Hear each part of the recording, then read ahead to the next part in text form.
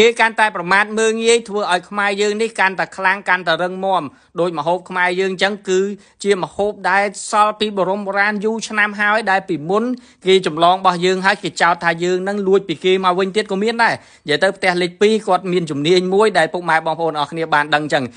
ចាប់ពីថ្ងៃនេះទៅយើងជួយគ្រប់គ្រងមហូបអាហារខ្មែរយើងទាំងអស់គ្នាដែលហាងមួយនេះគឺគាត់បង្កើតនៅក្នុងការកោះកកាយយកមហូបអាហារបែបបុរាណយកមក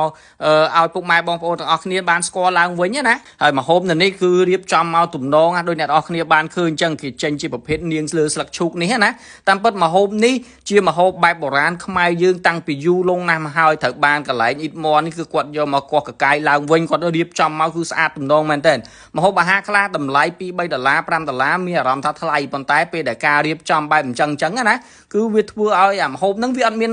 អារម្មណ៍ថាវាអត់ថ្លៃណាអ្នកនរគ្នាដោយសារតែការរៀបចំរបស់គាត់ការតាក់ទាញហ្នឹងគឺធ្វើមកគឺល្អមែនតើសូម្បីតែភ្ញៀវបរទេសពេលខ្លះគាត់មកឃើញអាមហូបអស់ហ្នឹងការរៀបចំបែបហ្នឹងគាត់ស្ញើចសរសើរហើយគាត់ថាអត់ថ្លៃទេ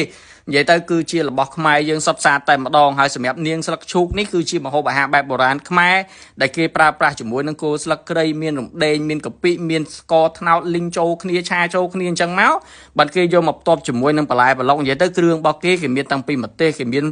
បកាក្រៀមកាកដូងដែលគេយកមកលីងហើយនឹងគេមានសណ្ដែកដីដាក់ក្រូចឆ្មាដាក់ខ្ញីហើយគេប្រើប្រាស់ជាមួយនឹងស្ទាប់ផ្កាឈូកនេះនិយាយទៅស្ទាប់ផ្កាឈូកហ្នឹងគេដាក់ពីលើហើយបានគេយកជីកភ្លូមួយទៀតយកមកខ្ចប់ចូលគ្នាយើងយកមកញ៉ាំពេលដែលញ៉ាំទៅគាត់ថាហ្នឹងគឺជារបស់ដែលជួយដល់សុខភាពណាចាស់ពីដើមចូលចិត្តហូបដោយសារតែញ៉ាំទៅ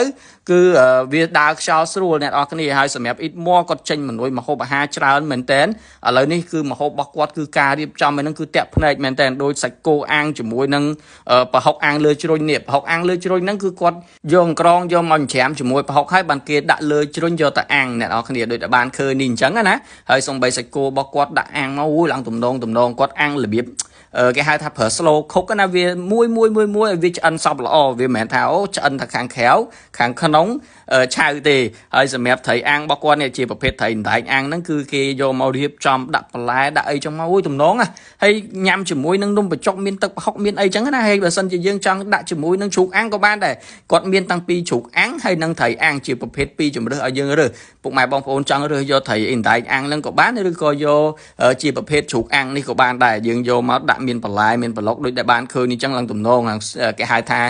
ឡើងខ្ចីលវក់ណាហើយដាក់ចាំញ៉ាំជាមួយនឹងនំបញ្ចុកថែមមួយទឹកប្រហុកឯទៀតគឺកាន់តែបញ្ចូលជាតិគ្នាហើយគាត់ក៏មានជាប្រភេទសយ៉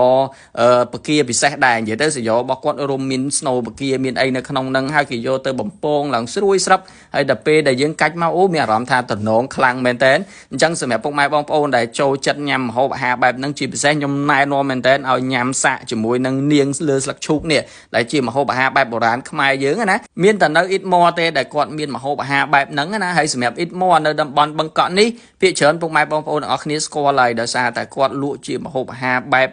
ច្នៃប្រឌិតបន្ថែមមានម្ហូបអាហារបែបខ្មែរដែលកោះកកាយមកជាយូរឆ្នាំមែនតើយកមកធ្វើឡើងវិញរៀបចំឲ្យមានសោភ័ណភាពហើយលក់ឲ្យពុកម៉ែបងប្អូនបានស្គាល់នៅរសជាតិនៅម្ហូបអាហារបែបបុរាណខ្មែរយើងហើយសម្រាប់ព័ត៌មានលម្អិតតាក់ទងជាមួយនឹងអ៊ីតម៉ខ្ញុំនឹងតម្លាក់ជូននៅក្នុង comment វីដេអូខាងក្រោមហើយវីដេអូខ្ញុំមានតែប៉ុណ្្នឹងទេអរគុណពុកម៉ែបងប្អូនទាំងអស់គ្នាដែលបានតាមដានវីដេអូមួយនេះចាំជួបគ្នាវីដេអូក្រោយទៀតបាយបាយ